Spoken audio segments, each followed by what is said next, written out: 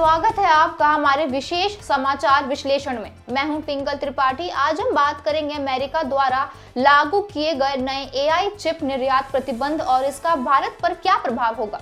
क्या अमेरिका भारत के साथ अपने रणनीतिक रिश्तों में ईमानदारी बरत रहा है? आइए इस जटिल मुद्दे को समझते हैं। अमेरिकी राष्ट्रपति जो बाइडेन की सरकार ने framework for artificial intelligence diffusion जारी किया है।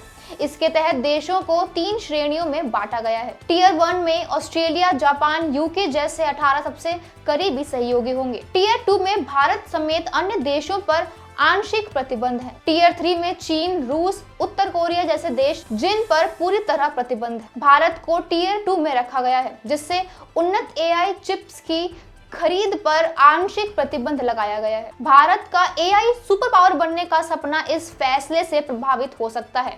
एआई सुपर कंप्यूटिंग के लिए जरूरी 10,000 से ज्यादा जीपीयूज की खरीद में देरी हो सकती है। माइक्रोसॉफ्ट जैसी कंपनियों की भारत में डेटा सेंटर्स और एआई इंफ्रास्ट्रक्चर के विशेष योजनाएं धीमी पड़ सकती हैं। यह प्रतिबंध भारत की रक्षा और आधुनिक तकनीक में प्रगति पर भी असर डाल सकता है। अमेरिका का यह कदम उसकी एआई और सेमीकंडक्टर तकनीक में बढ़त बनाए रखने की रणनीति का हिस्सा माना जा रहा है, लेकिन इसका विरोध भी हो रहा है। NVIDIA ने इस नीति को अत्यधिक नौकरशाही और अप्रभावी कहा है। विशेषज्ञों का मानना है कि यह नीति सहयोगियों के बीच विश्वास की कमी दिखाती है। अब सवाल उठता है कि भारत क्या कर सकता है। भारत चीन के खिलाफ अपनी रणनीतिक स्थिति का लाभ उठाकर टियर 1 में शामिल होने के लिए अमेरिका से बात कर सकता है। भारत को सेमीकंडक्टर और एआई तकनीक में आत्मनिर्भर बनने पर जोर देना होगा। निजी कंपनियों से सहयोग भी ले सकता है।